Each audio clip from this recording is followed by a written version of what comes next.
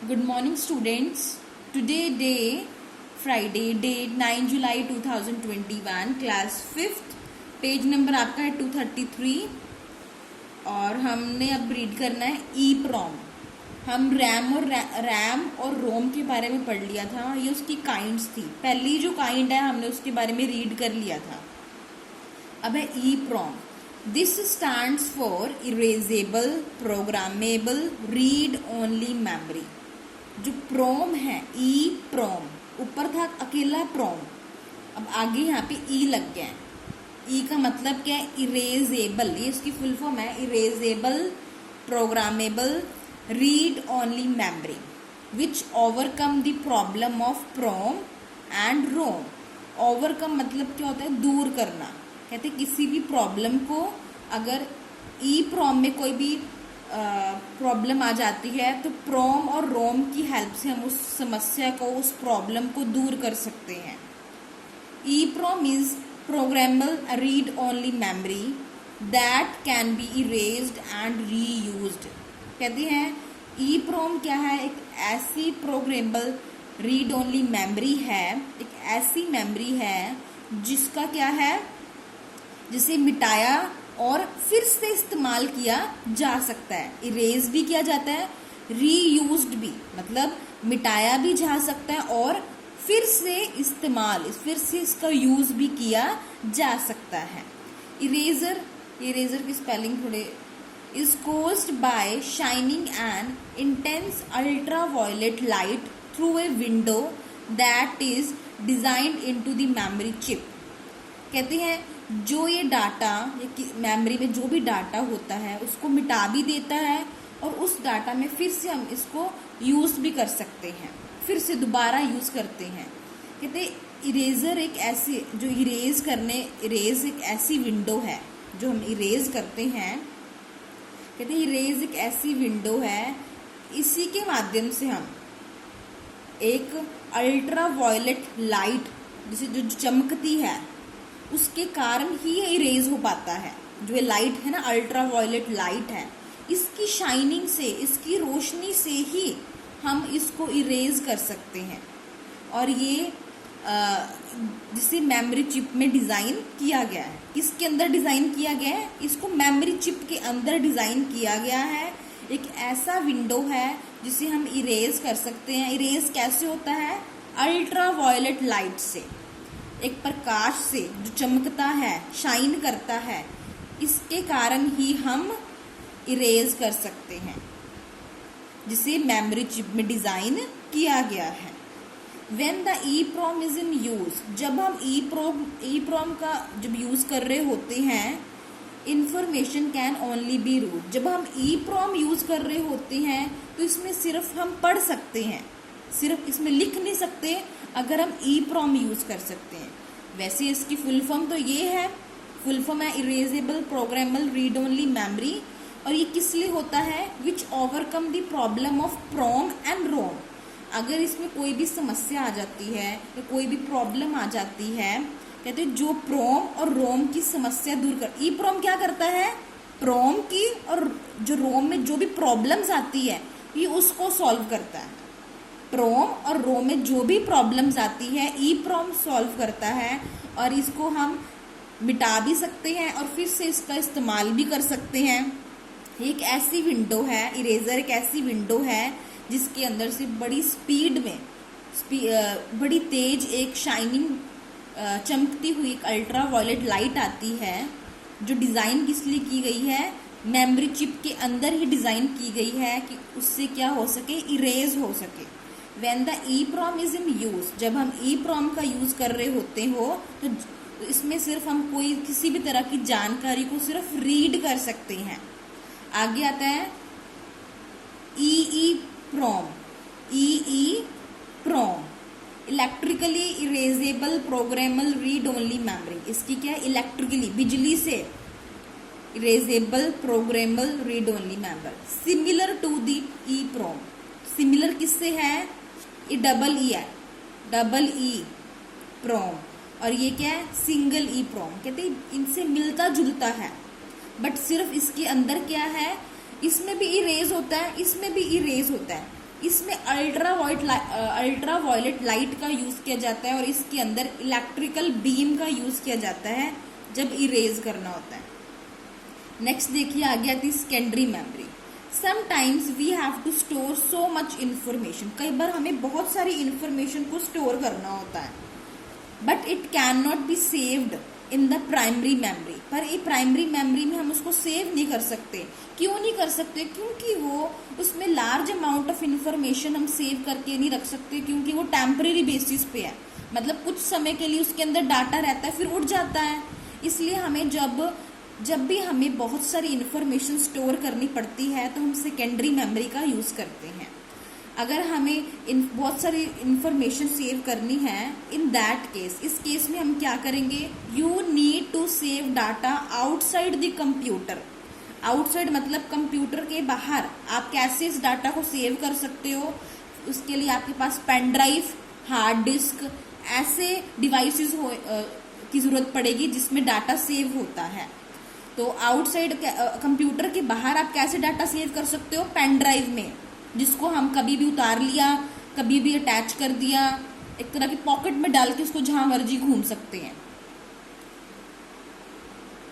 Secondary memory is also known as auxiliary memory. Secondary memory को auxiliary memory के नाम से भी जाना जाता है।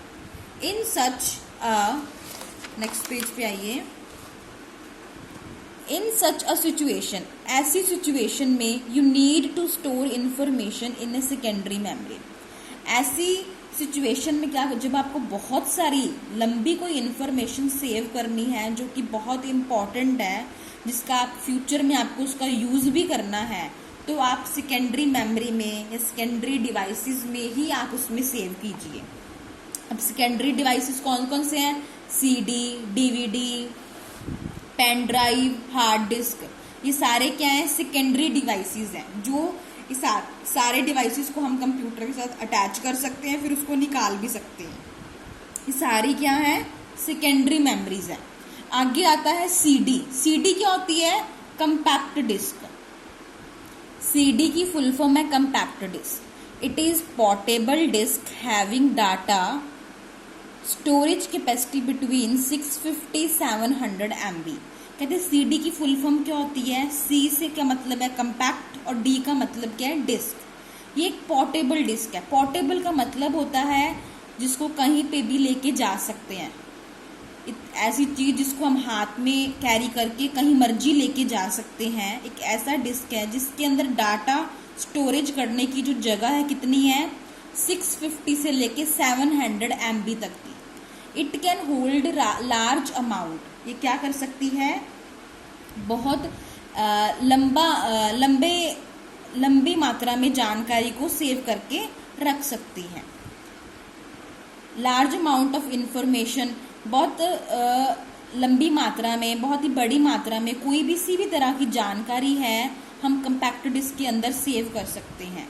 वो जानकारी किस किस की तरह हो सकती है, जैसे कि म्यूजिक, हमें बहुत सारे म्यूजिक सेव करके रखने हैं, तो हम अगर कंप्यूटर में नहीं रखना चाहते हो तो आप सीडी में भी रख सकते हो। जब सीडी लगाई और आप तब म्यूजिक सुन के दोबारा सीडी को निकाल सकते हो और उसको एक सेफ प्लेस पे रख सकते हो। फुल मोशन वीडियोस, जो HD वीडियोस होती हैं, टेक्स्ट का मतलब रिटन फॉर्म में, कुछ भी आपने राइट करके सेव किया हुआ है वो भी आप कंपैक्ट डिस्क में डाल सकते हो।